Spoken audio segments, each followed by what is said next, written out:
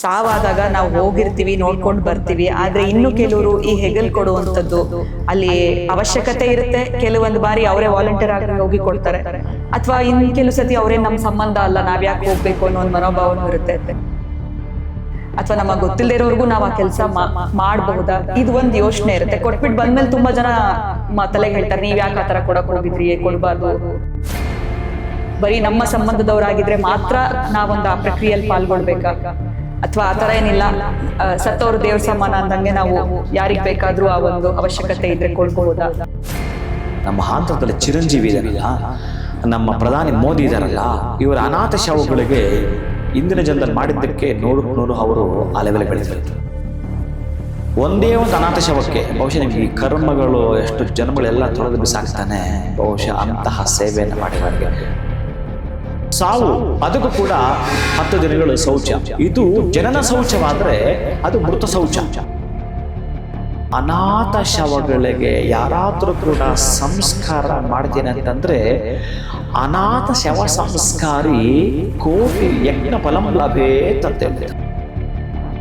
ಶವ ದರ್ಶನ ತುಂಬಾ ಶುಭ ಶುಕನ. ಶವ ಅಡ್ಡ ಬಂತು ಅಂದ್ರೆ ನೀವು ಹೋಗೋ ದಾರಿಯಲ್ಲಿ ತುಂಬಾ ಶುಭ, ಶವ ಮುಟ್ಟಿದ್ರೆ ಅಶುಭ.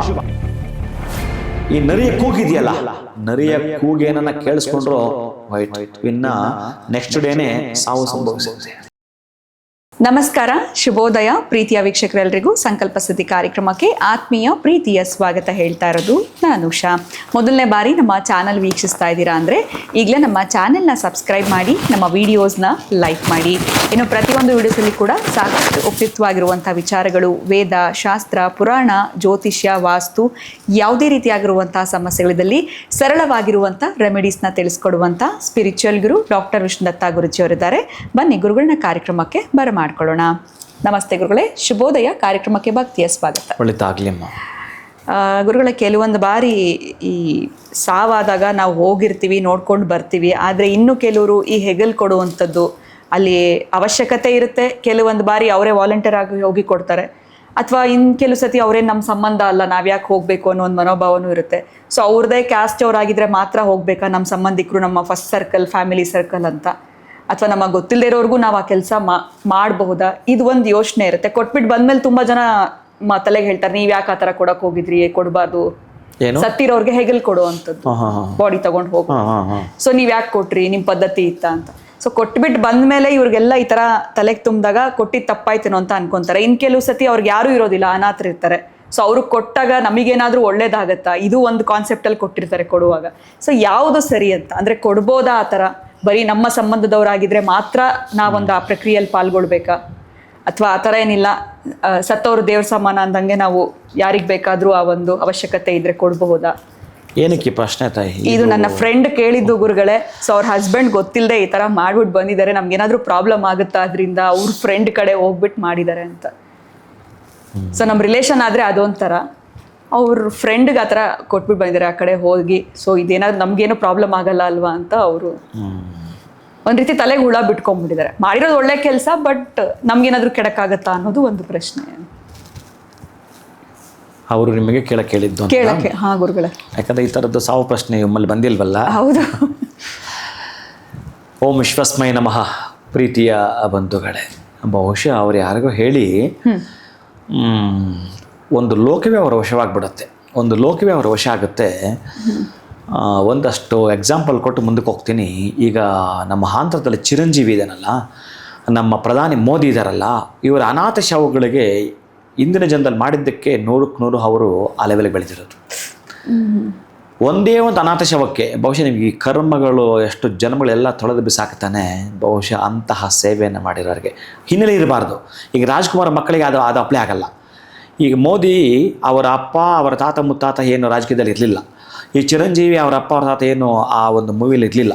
ತಕ್ಷಣ ಗೊತ್ತಿಲ್ಲದಿರೋ ಲ್ಯಾಂಡಲ್ಲಿ ಬೆಳೆದು ಬಿಡ್ತಾರಲ್ಲ, ಹಿಂದಿನದ್ದು ಈ ದೊಡ್ಡ ಬ್ಯಾಲೆನ್ಸ್ ಇದ್ರೇ ದೊಡ್ಡ ಹುದ್ದೆಗೆ ಹತ್ತಾರೆ. ಇದು ಗೊತ್ತಿರಲಿ. ಇಲ್ಲಿ ಏನು ಹೇಳ್ತಾನೆ ಅಂತಂದರೆ, ಈಗ ನೀವು ಶವ ಅಂದರೆ ನಾನು ಒಂದು 10 ನಿಮಿಷ ಮಾತಾಡಬೇಕಾಗತ್ತೆ. ದೊಡ್ಡ ಸಬ್ಜೆಕ್ಟ್ ಇದು. ಆದರೂ ಸಾಧ್ಯ ಆದಷ್ಟು ನಾನು ಕಡಿಮೆ ಮಾತಾಡೋಕ್ಕೆ ಪ್ರಯತ್ನ ಪಡ್ತೀನಿ. ಪ್ರೀತಿಯ ಬಂಧುಗಳೇ, ಸ್ವಲ್ಪ ಗಮನ ನೀವು ಹೆಚ್ಚಿಗೆ ಕೊಡೋದ್ರ ಮುಖಾಂತರ ನೀವೊಂದು ಲೋಕವನ್ನೇ ಪ್ರವೇಶ ಮಾಡ್ದಂಗೆ ಆಗತ್ತೆ. ಇದೊಂದು ರೀತಿಯ ಹುಟ್ಟು. ಅಲ್ಲೂ ಕೂಡ 10 ದಿನಗಳು ಶೌಚ, ಅದನ್ನು ಜನನ ಶೌಚ ಅಂತ ಕರಿತೀರಿ, ಕರೆಕ್ಟ್ ಅಲ್ಲ? ಹೌದು. ಹಾಗೆ ಸಾವು, ಅದಕ್ಕೂ ಕೂಡ 10 ದಿನಗಳು ಶೌಚ. ಇದು ಜನನ ಶೌಚವಾದರೆ ಅದು ಮೃತ ಶೌಚ. ಇಲ್ಲಿ 10 ರಿಂದ 11 ದಿನಗಳು ಇಲ್ಲಿ ಪುರುಡು, ಅಲ್ಲಿ ಕೂಡ ಪುರುಡಿದೆ. ಇಲ್ಲಿ ಶೌಚ, ಅಲ್ಲಿ ಶೌಚವಿದೆ. ನೋಡಿ, ಎರಡೂ ಕಡೆ ಇದೆ. ಬರಬೇಕಾದ್ರೆ ಈ ಪ್ರಪಂಚಕ್ಕೆ ಅವ ಹತ್ಕೊಂಡು ಬರ್ತಾನೆ. ಈ ಪ್ರಪಂಚ ಬಿಟ್ಟು ಅವನು ಹೋಗಬೇಕಾದ್ರೆ 10 ಜನನ ಅಳಿಸ್ಬಿಟ್ಟು ಹೋಗ್ತಾನೆ. ಅಂದರೆ ಅವನು ಮೌನವಾಗಿ ಹೋಗ್ತಾನೆ ಅಂತ. ಅವನು ಪ್ರಪಂಚಕ್ಕೆ ಹೋಗ್ತಾ ಇದ್ದಾನೆ, ಅದು ಕರೆಕ್ಟಾಗಿ ಅವನು ಅಳೋದಿಲ್ಲ ಅವಾಗ. ಈ ಪ್ರಪಂಚ ನಮಗೆ ತಾರತಮ್ಯ ಮಾಡೋದು. ಅದಕ್ಕಾಗಿ ಸ್ವಲ್ಪ ಇಲ್ಲಿ ನಾವು ಗಮನಿಸಿದ್ರೆ ನಿಧಾನಕ್ಕೆ ನೋಡಿ, ಈ ಹಿಂದೆ ಈಗ ಆಸ್ಪತ್ರೆಗಳ ಆ ರೀತಿ ಇಲ್ಲ, ಪ್ರಸೂತಿ ಗೃಹ ಅಂತ ಇರ್ತಾಯಿತ್ತು, ಪ್ರಸೂತಿ ಚಿಕಿತ್ಸಾಲಯ ಅಂತ ಇರ್ತಾಯಿತ್ತು ಆಸ್ಪತ್ರೆಗಳಲ್ಲಿ. ಪ್ರಸೂತಿ ಚಿಕಿತ್ಸಾಲಯ ಅಂತ ನೋಡಿ, ಅಲ್ಲಿ ಕೂಡ ಸೂತಕ ಇದೆ ಅಂತ. ಸೂತಕ ಗೃಹ ಅಂತಂದರೆ ಆ ಸೂತಕ ಅಲ್ಲಿ ಹುಟ್ಟಿದಾಗಲೂ ಕೂಡ ಸೂತಕ ಇರುತ್ತೆ. ನೋಡಿ, ಇಲ್ಲಿ ಏನನ್ನ ತೋರಿಸುತ್ತಂತಂದರೆ, ಯಾರಿಗಾದರೂ ನೀವು ಭುಜ ಕೊಡ್ತೀನಿ ಅಂತಂದರೆ, ಹೆಗಲು ಕೊಡ್ತೀನಿ ಅಂತಂದರೆ ಸಾಮಾನ್ಯವಾಗಿ ಅವರವರ ಸಂಬಂಧಿಕರು ಕೊಡುತ್ತಾರೆ. ಆ ಅಪ್ಪನಿಗೆ ಮಕ್ಕಳು ಮಾಡುವಂಥದ್ದು ಮಾಡ್ತಾರೆ, ಮೊಮ್ಮಕ್ಕಳು ಮಾಡೋದೆಲ್ಲ ಮಾಡ್ತಿರ್ತಾರೆ. ಬಹುಶಃ ಇನ್ಯಾರಾದರೂ ಅವರ ಅಳಿಯಾನೋ ಮತ್ತು ಇನ್ನೊಬ್ಬರು ಮಾಡ್ತಿರ್ತಾರೆ, ಅಥವಾ ಒಂದಷ್ಟು ಹತ್ರ ಇರೋವಂಥ ಮಿತ್ರರು ಕೂಡ ಮಾಡ್ತಾರೆ, ಒಪ್ಕೊಳ್ತೀನಿ. ಅಲ್ಲೊಂದಷ್ಟು ಫಲವನ್ನು ಪಡ್ಕೊಳ್ತಾರೆ. ಅನಾಥ ಶವಗಳಿಗೆ ಯಾರಾದರೂ ಕೂಡ ಸಂಸ್ಕಾರ ಮಾಡ್ತೀನಿ ಅಂತಂದರೆ, ಅನಾಥ ಶವ ಸಂಸ್ಕಾರಿ ಕೋಟಿ ಯಜ್ಞ ಫಲಂ ಲಭೇತ್ ಅಂತ ಹೇಳ್ತಾನೆ. ಕೋಟಿ ಯಜ್ಞಗಳು ಮಾಡ್ತೀರನ್ರಿ ನೀವು. ಮಾಡಿದ ಹಾಗೇನೆ 100 ಕೋಟಿ ಯಜ್ಞಗಳು ಮಾಡಿದ ಹಾಗೇನೆ. 100 ಕೋಟಿ ಯಜ್ಞಗಳು ಮಾಡಬೇಕಾದ್ರೆ ನೀವು ಎಷ್ಟು ಜನ್ಮಗಳು ಬೇಕು ಹೇಳಿ? ಒಂದು ಶವ ಸಂಸ್ಕಾರವನ್ನು ನೀವೇನಾದರೂ ಮಾಡಿದ್ರೆ, ಹೆಗಲು ಕೊಟ್ಟು ನೀವು ಆ ರೀತಿ ಏನಾದರೂ ಮಾಡಿದರೆ ಅಷ್ಟೆಲ್ಲ ಹೇಳ್ತಾನೆ ರೀ. ಅಂತಹದ್ದು ಹೇಳ್ತಾನೆ. ಆ ಯಜ್ಞಗಳಿಗೆ ಸಮ ಅನ್ನೋದು ಅದೆಲ್ಲ ಬಿಟ್ಟುಬಿಡೋಣ. ಇನ್ನೊಂದು ಜನ್ಮಕ್ಕೆ ಅವನು ರಾಜನಾಗೇನೆ ಹುಟ್ಟುತ್ತಾನೆ. ಇನ್ನೊಂದು ಜನ್ಮಕ್ಕೆ 100ಕ್ಕೆ 100 ಈ ಜನ್ಮದಲ್ಲಿ ಅವನಿಗೆ ಅವಕಾಶ ಇಲ್ಲ ಅಂತಂದರೆ, ಈಗಿರ್ತಕ್ಕಂಥ ಹೆಂಡತಿ ಮಕ್ಕಳು ಮತ್ತು ಇವನ ಕುಟುಂಬಸ್ಥರು 100ಕ್ಕೆ 100 ಎಲ್ಲೊಂದು ಕಡೆ ಮನೆಯಲ್ಲಿ ಇದ್ದವರು ಸ್ವಲ್ಪ ರೆಡಿಯಾಗಿ ಟ್ರಿಪ್ ಹೊರಗಡೆ ಹೋದ್ರೆ ಹೆಂಗಿರ್ತಾರೆ, ಎಲ್ಲ ಎಷ್ಟು ಆನಂದವಾಗಿ ಹೋಗ್ತಾರೆ, ಆಗಿರ್ತಾರೆ ಮತ್ತೊಂದು ಇವರಲ್ಲಿ ಇಷ್ಟು ಜನ. ಅಷ್ಟು ಅದ್ಭುತವಾಗಿರುತ್ತಾರೆ. ಅನಾಥ ಶವಕ್ಕೆ ಸಂಸ್ಕಾರವನ್ನು ನೀವೇನಾದರೂ ಮಾಡ್ತೀನಿ, ಹೆಗಲು ಕೊಡ್ತೀನಿ ಅಂತಂದರೆ, ಇನ್ನು ಹೆಗಲು ಕೊಡೋದಿದೆಯಲ್ಲ, ಒಂದು ಮಾತು ಹೇಳ್ತಾನೆ ಇಲ್ಲಿ, ಶವವನ್ನು ನೋಡಿ ಋಣ ತೀರಿಸ್ಕೋ, ಭುಜ ಕೊಟ್ಟು ಬದುಕು ಬದಲಿಸ್ಕೋ ಅಂತ. ಋಣ ತೀರಿಸ್ಕೋ, ಬದುಕು ಬದಲಿಸ್ಕೋ. ಎಷ್ಟು ಹೇಳ್ತಾನೆ ಅಂತಂದರೆ, ಸಮಾಜದಲ್ಲಿ ನಾವು 4 ಜನದ ಮುಂದೆ ಚೆನ್ನಾಗಿ ಬದುಕಬೇಕು. ಆ 4 ಜನ ಯಾರು ಗೊತ್ತೇನೋ? 4 ಜನಗಳ ಮಧ್ಯೆ ಸಮಾಜದಲ್ಲಿ ಚೆನ್ನಾಗಿ ಬದುಕಬೇಕು ಅಂತ ಒಂದು ರೂಢಿ ಮಾತಾಡ್ತಾರೆ, 4 ಜನಗಳ ಮಧ್ಯೆ ಅಂತ. ಆ 4 ಜನ ಯಾರಂತಂದರೆ ಈ ಹೆಗಲು ಕೊಡೋರೆ. ಈ ಹೆಗಲು ಕೊಡೋರು ಆ ಮಟ್ಟಕ್ಕೆ ಎದ್ದು ಬಿಡ್ತಾರೆ ರೀ. ಇದು ದೊಡ್ಡ ಸಬ್ಜೆಕ್ಟ್. ಎಷ್ಟು ಅದ್ಭುತಗಳಲ್ಲಿ ಅದ್ಭುತ ಅಂತಂದರೆ, ಇನ್ನೂ ಈ ಶವ ಬರೋವಾಗ ತುಂಬ ಶವದರ್ಶನ ತುಂಬ ಶುಭನ. ಶವ ಅಡ್ಡ ಬಂತು ಅಂದರೆ ನೀವು ಹೋಗೋ ದಾರಿಯಲ್ಲಿ ತುಂಬ ಶುಭ, ಶವ ಮುಟ್ಟಿದ್ರೆ ಅಶುಭ. ನರಿ ಬಂದರೆ ಅಶುಭ, ನರಿ ಬಾಲ ತುಳಿದ್ರೂ ಅದೃಷ್ಟದಲ್ಲಿ ಅದೃಷ್ಟ, ಅದೃಷ್ಟದಲ್ಲಿ ಅದೃಷ್ಟ, ಅದೃಷ್ಟದಲ್ಲಿ ಅದೃಷ್ಟ. ಎಷ್ಟು ಸಲ ಹೇಳಿ ನಾನು? ಅಷ್ಟು ಅದೃಷ್ಟಗಳು. ಆ ನರಿಯ ಬಾಲವನ್ನು ಒಂದು ಸಲ ತುಳಿದು ಬಿಟ್ಟರೆ, ಬಹುಶಃ ನೀವು ಬಲವಂತವಾಗಿ ಹಿಡಿದುಕೊಂಡು ತುಳಿದು ಬಿಟ್ಟರು ಕೂಡ ಅಷ್ಟೇ. ಅಷ್ಟು ಹೇಳ್ತಾನೆ ರೀ. ಅದೃಷ್ಟಗಳೆಲ್ಲ ಆ ಬಾಲದಲ್ಲಿ ಇಟ್ಬಿಟ್ಟಿದ್ದಾನೆ. ಬಹುಶಃ ಇನ್ನು ನಾನು ಈ ನರಿಯ ಕೂಗಿದೆಯಲ್ಲ, ನರಿಯ ಕೂಗೇನನ್ನು ಕೇಳಿಸ್ಕೊಂಡ್ರೂ ಹೋಯ್ತು. ಇನ್ನು ನೆಕ್ಸ್ಟ್ ಡೇನೇ ಸಾವು ಸಂಭವಿಸುತ್ತೆ.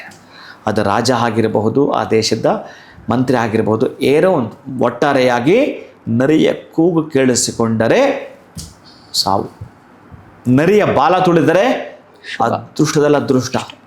ನೋಡಿ, ಎಲ್ಲ ಅಲ್ಲೇ ಇಟ್ಬಿಟ್ಟಿದ್ದಾನೆ. ಹೆಂಗೆ ಇದನ್ನು ನೀವು ತೆಗೆದುಕೊಳ್ತೀರಿ?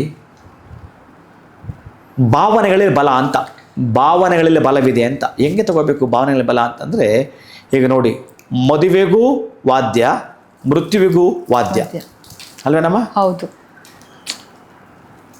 ಮದುವೆಗೂ ವಾದ್ಯ, ಮೃತ್ಯುವಿಗೂ ವಾದ್ಯ. ಆದರೆ ಇಲ್ಲಿ ಇರೋ ವಾದ್ಯವೇ ಬೇರೆ, ಅಲ್ಲಿರೋ ವಾದ್ಯ ಬೇರೆ. ಇವನೇ ಬಾರಿಸೋದು.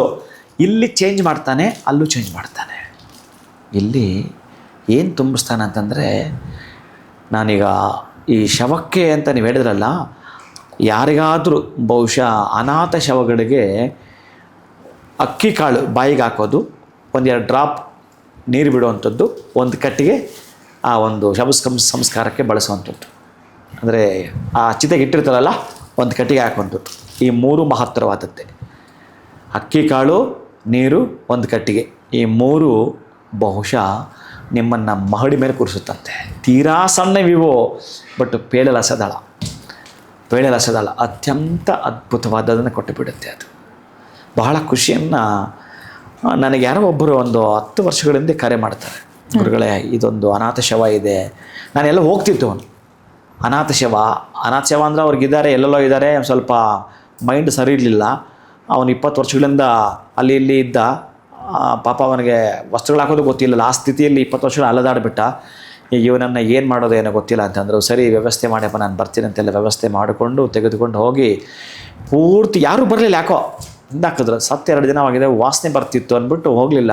ನಾನು ಹೋದಾಗ ಆಮೇಲೆ ಬಂದರು ಒಂದಷ್ಟು ಜನ ಸೇರಿಕೊಂಡ್ರು, ಮಾಡಿದ್ವಿ. ಎಲ್ಲ ಯಾವ ರೀತಿಯ ಸಿದ್ಧತೆ ಮಾಡ್ಕೋಬೇಕು ಎಲ್ಲರೂ ಸಿದ್ಧತೆ ಮಾಡಿಕೊಂಡು ಚಿತಾಗಾರಕ್ಕೆ ತೊಗೊಂಬಂದು ಅಲ್ಲಿ ಏನು ಬೇಕೆಲ್ಲ ವ್ಯವಸ್ಥೆ ಮಾಡಿ ಮತ್ತೆ 10 ದಿನಗಳಲ್ಲಿ ಕಾರ್ಯಕ್ರಮ ಮಾಡಿದೆ ನಾನು.